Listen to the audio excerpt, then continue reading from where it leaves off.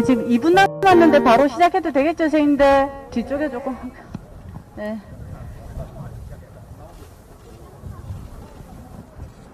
네, 시작하겠습니다. 지금부터 오거돈 성폭력 사건 1년 피해자에게 일상을, 가해자에게 엄벌을, 오거돈 성폭력 사건 공동대책위원회 기자회견을 시작하도록 하겠습니다. 예, 저는 사회를 맡은 부산 성폭력 상담소 서지우 부소장입니다. 반갑습니다. 네, 오늘 급하게 기자회견 시간이 확정되었음에도 참석해 주신 우리 공대위 활동가분들과 기자님들에게 감사드립니다. 오늘 참석을 못하신 전국에서 함께하신 오거돈 공대위 활동가님들의 연대와 지지의 마음을 보내주셨다는 점을 말씀드리고 싶습니다. 오늘 기자회견은 오거돈 성폭력 사건 1년을 맞이한 기자회견으로요. 순서는 오거돈 공대위의 입장과 지지 발언, 후보자님의 응답을 들어보는 시간, 이런 순서로 진행이 될 예정입니다. 네. 첫 번째, 오거돈 성폭력 사건 공동대책위 입장을 들어보도록 하겠습니다. 오거돈 공대위 활동가, 피해자를 직접 지원한 이다소 활동가님께서 말씀해 주시겠습니다. 오거돈 성폭력 사건 1년, 피해자에게는 일상을, 가해자에게는 엄벌을. 오거돈 성폭력 사건이 발생한 지 1년이 되어간다. 오거돈은 강제추행을 인정하고 사퇴하였다. 지난 1년 우리는 오거돈의 권력이 얼마나 무서운지 실감했다. 언론은 본질을 비껴간 온갖 가십성 기사를 양산하였고 수많은 악성 댓글은 피해자에 대한 2차 피해로 이어졌다. 정치인이자 고위공직자인 오거돈의 행위에 대해 소속 정당의 진정성 있는 사과나 정치권 내부의 성평등 인식의 부재에 대한 반성과 성찰을 기대했으나 각 정당은 자신들의 유불리에 따라 성폭력 사건을 정쟁화시키기에 급급하였다. 또한 경찰과 검찰은 성폭력 사건과는 관계없는 내용까지 조사를 반복하면서 기소를 지연하였고 법원도 오거돈에 대한 구속수사를 2번이나 기각함으로써 피해자를 고통스럽게 하는 데 한몫을 하였다. 그동안 우리 공대위는 피해자의 일상회복과 가해자 엄중 처벌을 위해 수차례의 항의 방문, 기자회견 및 1인 시위, 악성 댓글 고소, 전국적인 탄원서 조직 등 시시각각 변하는 상황 속에서도 꿋꿋이 활동을 지속해왔다. 그리고 드디어 8개월 만에 오거돈은 기소되어 첫 재판을 앞두고 있다. 하지만 오거돈은 어렵게 잡힌 첫 공판도 보궐선거 뒤로 재판을 연기하며 사건을 또다시 정쟁의 도구로 이용하였다. 반성하기는커녕 자신의 부와 권력을 이용해 법원장 출신 변호사, 검사장 출신 변호사, 법무법인 부산 등 보통 사람은 한 사람도 선임하기 어려운 변호사를 9명이나 선임하며 인정하지만 기억이 안 난다는 억지 주장을 하며 처벌을 피하려 하고 있다. 이제라도 겸허히 본인의 죄를 그대로 인정하고 호화 변호인단 선임을 취소하고 처벌을 받아야 한다. 또한 우리는 부산시장 보궐선거를 앞두고 있다. 이번 선거는 시장의 성폭력으로 인한 선거임을 잊지 말아야 하며 피해자에 대한 진심 어린 사과와 함께 반성폭력, 성평등에 대한 후보자들의 책임감 있는 응답이 있어야 한다. 앞으로 기나긴 법정 싸움이 기다리고 있고 아직도 피해자에게는 일상으로 돌아가지 못하고 있다. 우리 오거돈 성폭력 사건 공동대책위원회는 피해자에게는 일상이, 가해자에게는 엄벌이 돌아가는 너무나도 당연하고 상식적인 사회를 만들기 위해 피해자의 곁에서 계속 싸울 것이다.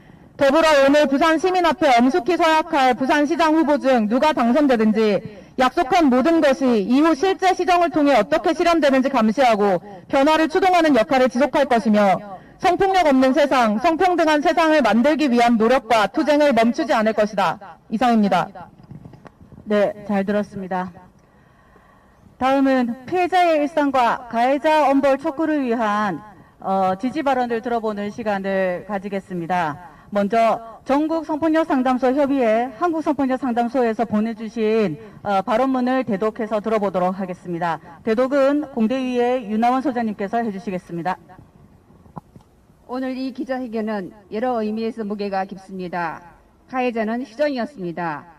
피해자는 이를 문제 제기했고 시장은 계속 책임을 미루다 결국 성폭력을 스스로 인정하고 사임했습니다.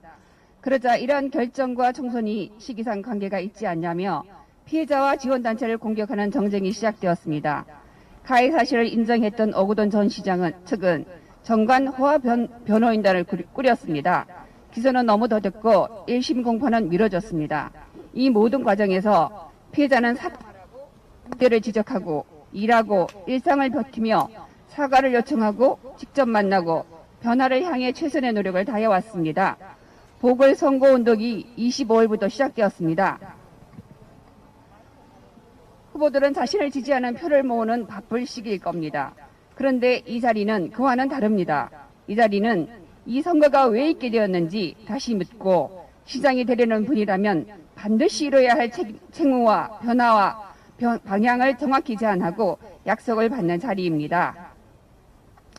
모든 약속을 실제로 반드시 제대로 이행하라고 이 자리에서 촉구합니다. 그것은 성평등의 관점으로 시정을 보고 부산을 보고 사회를 바라봐야 한다는 요구를 또한 담고 있습니다. 오늘의 약속은 온 시민들이 지켜보고 있습니다. 누군가의 고통이 사회적 문제의식이 되고 변화를 만들어내는 그 장면을 함께 끝까지 지켜보겠습니다. 그 주역이 되시겠다고 나서신 분들을 엄중한 책임감으로 함께 지켜보겠습니다. 이상입니다. 네, 감사합니다. 다음 앞서 말씀드린 대로 본격적인 재판과 법정 싸움을 앞두고 있습니다. 여기에 대한 지지 발언을 공대위에서 함께 해주시고 계시는 법무법인 민심의 최항선 변호사님께서 해주시겠습니다. 피해자 대리인 최항선 변호사입니다. 피해자가 작년 5월 피고인으로부터 강제추행을 당하고 고소를 제기한 지 약 1년이 지났습니다. 그러나 지금까지도 가해자에 대한 형사처벌이 내려지지 않고 있습니다. 사건이 종결되지 않은 탓에 피해자는 일상으로 돌아오지 못하고 있고 여전히 2차 가해로 고통받고 있으며 피해자의 외상 후 스트레스 장애는 더욱 악화되고 있습니다. 법원은 피고인에 대한 2번의 구속영장 청구를 모두 기각하였습니다. 고소 제기 후 약 9개월의 기다림 끝에 올해 1월 피고인이 기소되었고 마침내 3월 23일 첫 공판기일이 지정되었습니다. 그러나 피고인 측의 기일 변경 신청으로 인해 기일이 4월 13일로 미뤄졌으며 공판기일이 아닌 공판준비기일로 변경된 상황입니다. 피고인은 최초 경찰 수사 단계에서부터 변호인을 선임하여 변호인이 동석한 상태로 조사를 받았습니다. 총 9명에 이르는 피고인의 변호인단은 이 2차례 영장 실질 심사를 진행하면서 이 사건에 대해 이미 충분히 파악했을 것으로 보입니다. 피고인 측에서 절차 진행을 지연시키려는 목적으로 기일 변경 신청을 한 것이 명백함에도 재판부에서는 피고인 측의 기일 연기 신청을 허가하였습니다. 이 사건은 다른 통상적인 성범죄와 달리 부산시 최고 권력자의 지위를 이용하여 저지른 권력형 성범죄입니다. 가해자에게 엄중한 처벌을 하는 것이야말로 피해자의 일상 회복을 위한 최우선 선결 과제이고 권력형 성범죄를 방지하기 위한 가장 근본적인 해결책입니다. 피해자는 최초 고소를 제기할 때에도 피고인에게 경미한 처벌, 즉 벌금형만 내려지거나 사건이 은폐 축소되는 것은 아닌지 크게 우려하였습니다. 재판부는 이 사건이 가지는 무게에 대해서 통감하고 더 이상 권력형 성범죄가 발생하지 않도록 피고인에게 엄중한 처벌을 내려줄 것을 강력히 촉구합니다. 이상입니다. 네. 오늘의 그 기자회견이 어떤 취지로 진행되는지에 대해서 다시 한번 우리 모두가 생각해야 되는 시간인 것 같습니다. 저희가 사건을 진행하면서 작년 한 해 동안 정치권의 2차 가해가 워낙 심각했습니다. 그래서 선거를 앞두고 있는 이 와중에 그 두 당과 후보자에게 진심 어린 진정한 사과를 요청을 했고 거기에 대해서 두 후보자님께서 피해자와 직접 만나 사과하는 시간을 가졌습니다. 오늘은 아직까지 2차 가해에 대한 여러 가지 과제들이 남아있고 진행 중입니다. 이러한 그때 만남과 약속이 부산 시민들 앞에서 그 약속이 지켜지도록 선언하고 그 다짐을 확실히 하는 시간이라고 생각합니다. 서약을 하는 시간을 가져보도록 하겠습니다.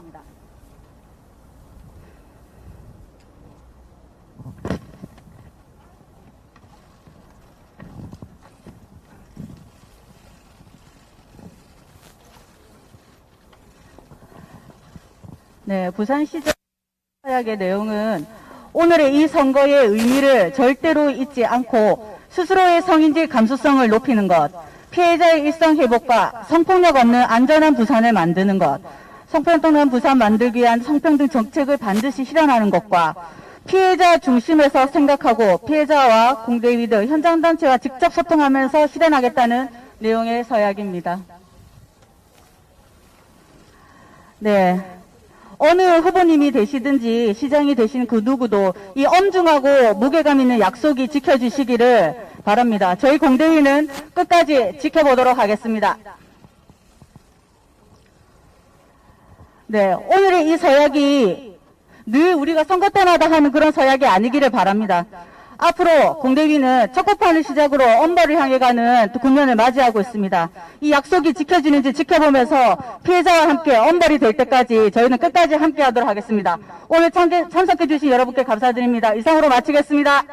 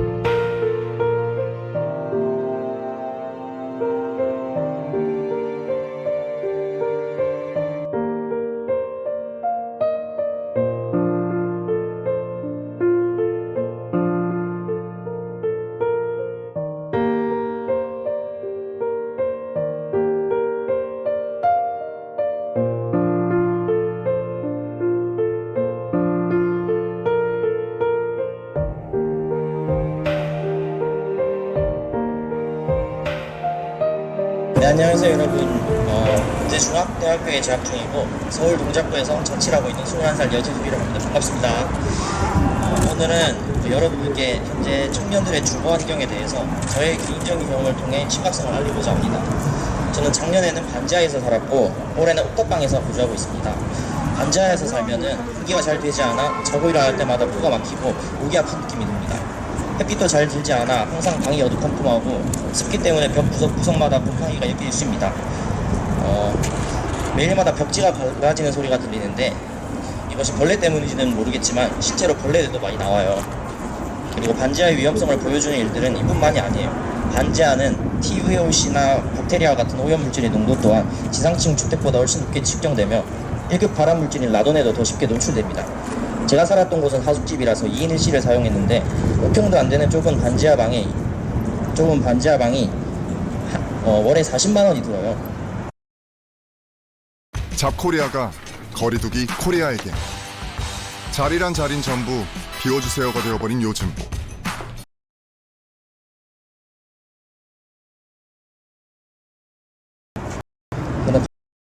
건강에 안 좋지만 다른 곳은 너무 비싸기 때문에 반지하 방을 잡은 겁니다. 이런 반지하에서 계속 살다가는 정말 사람이 피폐해질 것 같다라는 생각이 들었습니다. 그래서 올해는 옥탑방을 알아봤는데요. 새로 구한 옥탑방은 나름 좋은 것도 있었습니다.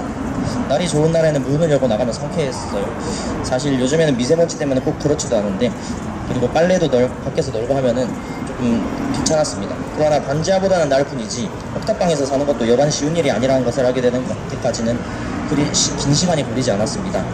옥탑방 하면은 다들 생각하는 친구들과 함께 옥상에서 바비큐를 구워 먹는 낭만적인 일은 일어나지 않았습니다. 코로나로 인해 여러 명이 모일 수도 없을 뿐더러 방음이 전혀 되지 않았기 때문에 파티 같은 걸 했다가는 아랫집 사람들에게 욕을 들었을 거예요. 집은 오래되어서 계단은 낡았고 난간은 너무 낮아 위험했습니다. 술이라도 먹는 날에는 정말 조심하지 않으면 사고가 날 수도 있었어요. 또 밤에는 계단이 잘 보이지 않아 발을 헛디뎌 무릎을 다치기도 했습니다. 지금에도 오른쪽 무릎에 파스를 붙이고 있어요. 겨울에는 실내에 있어도 추웠고 아직 여름도 오지 않았는데 요즘에는 가끔씩 정말 더워요. 아직 옥탑방에서 여름을 지내본 적은 없지만 벌써부터 더운 것을 보면 여름에는 얼마나 더울지 상상도 가지 않습니다. 주방이나 화장실은 열악하고 다행히 저에게는 아직 그런 일이 없지만 화재 사고에도 취약하다고 합니다. 이런 10평도 안 되는 원룸 옥탑방이 보증금 500에 월세 60만 원을 합니다. 그마저도 월세를 아끼기 위해서 아는 형과 월세를 30씩 내면서 둘이서 살고 있어요. 최대한 싼 방을 찾고 집주인에게 부탁도 하며 겨우 월에 30을 내고 살고 있지만 둘이서 같이 살고 집의 상태에 비하면 월에 30도 학생 입장에선 부담스러운 게 현실입니다. 대학생과 청년들 중에서는 저처럼 사는 사람들, 그리고 저보다도 더 좋지 못한 환경에 사는 사람들이 수도 없이 많습니다. 그리고 이런 열악한 환경은 기후위기가 심각해질수록 더 열악해질 것입니다. 옥탑방은 점점 더 더워질 것이고 반지하는 점점 더 청년들의 건강을 해칠 것입니다. 최근 LH 직원들이 자신의 직위를 사적으로 남용하여 부동산 투기를 일삼은 것이 전 국민의 분노를 사고 있습니다. 저처럼 내 몸위를 안전하고 쾌적한 방 하나 구하기도 어려운 청년들에게는 정말 힘이 빠지는 뉴스입니다. 그리고 사실 옥탑방은 원래 물탱크를 위에 있던 공간이었고 반지하는 애초에 주거공간으로 활용한 것이 불법이었습니다. 즉 다시 말해서 현재 수많은 청년들은 사람이 사는 곳이 아니던 곳에 살고 있는 겁니다. 그래서 저희는 이번에 서울시장 선거에 나오시는 후보님들에게 강력히 요구합니다. 청년들이 사람이 살 수 있는 곳에 살게 해달라고 말합니다. 투기의 대상이 아니라 청년과 대학생의 주거권을 보장해줄 수 있는 공공주택이 절실히 필요합니다. 이번 서울시장 선거에서 그런 이야기를 할 수 있는 시장이 나올 수 있기를 바랍니다. 기후행동 대표 최세봉이라고 합니다. 네, 대학생 기후행동은 4월 7일 서울시장 재보궐선거를 맞이하여 5개 정당의 후보들에게 생태도시 서울을 위한 5대 정책 요구안 및 질의서를 발송하여 답변을 요청해왔습니다. 네, 기본문항 2개와 요구안 5개로 이루어진 정책 질의서를 발송하였고 5명의 후보 중 국민의힘을 제외한 4곳에서 답변을 모두 보내주셨습니다. 지금부터 각 정당 후보들의 답변의 요지를 간단하게 정리하고 말씀드리겠습니다. 네, 먼저 기본 문항 2개에 대해서 먼저 말씀드리겠습니다.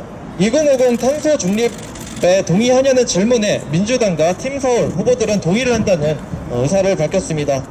네, 그리고 기본소득당과 진보당은 2050년 탄소 중립 목표가 부족하고 더 앞당겨야 된다는 의견을 얘기해 주셨고요. 현재 서울시의 기후위기 대응 계획과 환경부의 2050년 탄소 중립 이행 계획에 대해 질문에 대해서는 민주당만 충분하진 않지만 계획과 방향에 동의한다는 의견을 밝혔습니다. 네, 그 외에 기본소득당, 진보당, 팀 서울 후보는 2050 목표가 부족한 목표이며 정책 방향성 변화의 필요성을 제기하였습니다. 다음으로 5개 의견에 대한 답변을 설명드리겠습니다. 대학생 기후행동의 정책 요구안은 교통, 도시 인프라, 먹거리, 에너지 폐기물, 주거의 5개 주제로 구성되어 있습니다. 첫 번째, 교통 같은 경우는 대부분의 정당이 도로를 줄이고 자전거와 도보를 확충시키는 데 동의하였습니다. 다만 기존 자동차가 차지하고 있던 주차장 같은 부지를 광장과 공원으로 전환하는 부분에 대해서는 부족하거나 언급하지 않은 경우가 있었습니다. 네, 다음은 도시 인프라 같은 경우는 서울시에 있는 인프라를 적극적으로 다른 지역에 분산해야 한다라는 정책에 대해서 대부분의 후보는 녹지를 늘리는 것에 대해서는 찬성을 했으나 서울에 집중된 인프라를 분산하는 것에 대해서는 서울에 집중된 인프라를 분산하는 것에 찬성하는 정당은 진보당뿐이었습니다. 네, 세 번째, 먹거리 정책에 대해서는 대부분의 후보가 공공기관 채식 식단 운영과 이를 위한 서울 내 식량 자급 시스템 구축에 동의하였습니다. 하지만 민주당은 자급자족형 지역 먹거리 생산 체계에 대해 계획과 공공기관 채식 식단 마련에 대해서는 구체적인 안을 제시하지 않았습니다. 네 번째, 에너지 생산과 폐기물 처리 자립화 대안의 질의였습니다. 서울시가 신규 석탄 발전소에 생산되는 에너지 수급 금지에 대해서는 모두 응답이 없었습니다. 모든 정당이 폐기물 처리를 서울 내에서 해결해야 된다는 것은 모든 후보가 동의하였습니다. 다만 대부분의 정당이 폐기물 서울 내 처리 방안 강구에 대해 동의하였으나 물건의 생산 과정에 기업의 책임을 강화해야 한다는 의제에 대해서는 진보당만이 언급을 해주셨습니다.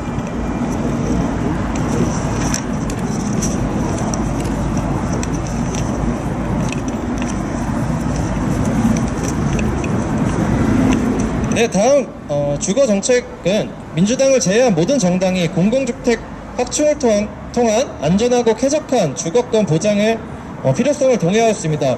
민주당은 공공주택이 아니라 주택 공급을 늘려 분양권과 소유권을 지급하겠다는 답변을 하였습니다. 이는 결국 투기로 귀결되는 기존의 주택 공급 정책에 벗어나지 못한 방식이라고 볼 수 있습니다. 네, 전체적인 답변을 보았을 때 진보당, 기본소득당, 팀 서울, 소수 정당들은 기후 불평등과 지역 격차, 서울 내 집중화된 인구와 인프라로 인한 발생하는 문제점에 대해서 인식을 하고 이를 해결하기 위한 방향을 공감하고 있는 것으로 나타났습니다. 하지만 집권 여당인 더불어민주당은 기존 서울에 집중되어 있던 인구와 인프라를 분산시키기 위한 정책이 미비하고 현재 발생하고 있는 문제들의 근본적인 책을 내놓지 못하고 있습니다. 무엇보다 현재 지지율 1위를 기록하고 있는 국민의힘은 본 질의서에 대해 아무런 답변도 보내주지 않았습니다. 이런 결과는 기득권을 쥐고 있는 정당들이 기후위기 의제의 얼마나 중요성과 심각성을 가지고 있는지 여실히 보여주고 있습니다.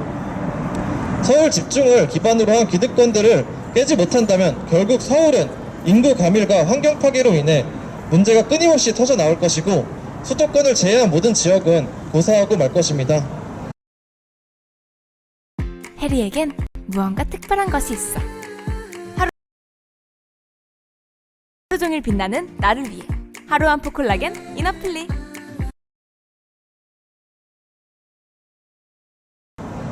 대학생 기후행동은 서울 집중화 문제로 인해 기후 불평등과 환경 파괴를 강력하게 비판하며 이를 개선하기 위한 정책을 더불어민주당 박영선 후보와 국민의힘 오세훈 후보에게 요구합니다. 모든 인구와 인프라를 서울로 집중시키는 기존의 도시 계획을 전면 수정하여 인프라 분산을 통해 지역과 서울 모두가 상생할 수 있는 대전환을 시작하길 바랍니다. 그렇지 않다면 곧 다가올 미래에 수많은 시민들이 기후 불평등과 기후 재난에 살아가게 될 것입니다. 대학생 기후행동은 서울시의 모든 시민이 안전하고 지속 가능한 삶을 살 수 있는 그날까지 행동하도록 하겠습니다. 감사합니다.